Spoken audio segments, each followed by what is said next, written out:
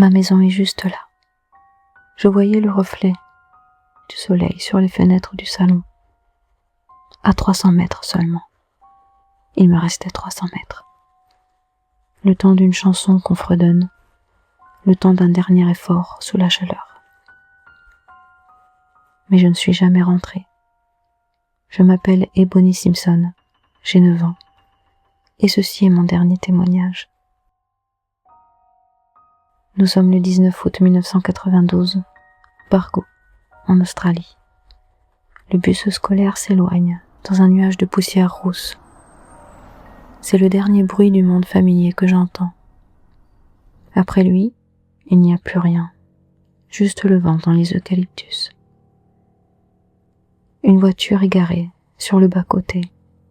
Elle ne fait aucun bruit. Elle attend. Sans que je comprenne pourquoi, je m'arrête. Mon sac d'école pèse sur mes épaules. Et puis, la portière s'ouvre. Je monte. À l'intérieur, tout est calme. Il ne crie pas. Il ouvre mon sac. Il sort mes cahiers, mes dessins de la journée. Il les pose sur le sol, presque délicatement. Et puis, il commence à les remplacer. Il ramasse des pierres, une par une. Je les entends tomber au fond du sac. Clac, clac. Il ne se presse pas. Je regarde ses mains et je comprends. Je comprends que ces pierres ne sont pas là par hasard. Elles sont là pour m'empêcher de remonter à la surface. L'alerte est donnée à 16h30. Christine, la mère d'Ebony, attend sa fille au bout de l'allée. Mais le chemin reste vide. À Bargo, tout le monde connaît tout le monde. L'inquiétude se transforme instantanément en une traque désespérée. 300 volontaires. La police, les hélicoptères. On cherche une petite fille à la robe à carreaux. Le suspect numéro 1 s'appelle Andrew Garsforth, 29 ans.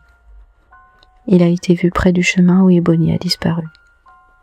Quand la police l'interpelle 2 jours plus tard, il ne tombe pas sur un monstre hurlant. Il tombe sur un homme au regard vide, d'un calme terrifiant. Ses aveux vont glacer l'Australie. Il raconte tout. Le trajet en voiture vers le barrage de Bargo, l'agression et ce sac d'école. Ce sac qu'il a lesté de pierres. Il raconte comment il a lié les mains et les pieds d'Ebony avec du ruban adhésif avant de la jeter vivante dans les eaux sombres du réservoir pour être sûr qu'elle ne flotte jamais.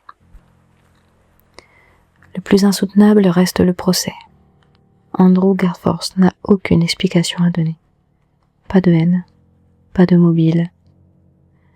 Aux inspecteurs qui lui demandent pourquoi, il répond simplement « Je voulais savoir ce que ça faisait de tuer quelqu'un ». Il a souri aux caméras le jour de son arrestation. Un sourire qui hante encore les archives criminelles du pays. Un homme qui a décidé, par simple curiosité, d'éteindre la vie d'une enfant qui rentrait de l'école. L'affaire Ebony Simpson a changé le visage de la justice australienne. Son père, Peter Simpson, a remué ciel et terre pour que la perpétuité signifie réellement pour toujours. Grâce à son combat, la loi Ebony a été votée. Andrew Garsforth ne sortira jamais. Il vieillit dans l'ombre. Et chaque demande de libération étant rejetée par une société qui n'a rien oublié. Andrew Garsforth a voulu savoir ce que ça faisait de m'enlever la vie. Aujourd'hui, il sait ce que ça fait de passer la sienne dans le silence d'une cellule. Moi, je suis toujours sur ce chemin de poussière, juste là, devant ma maison, pour l'éternité. C'était Final Witness. Éteignez la lumière et dormez bien.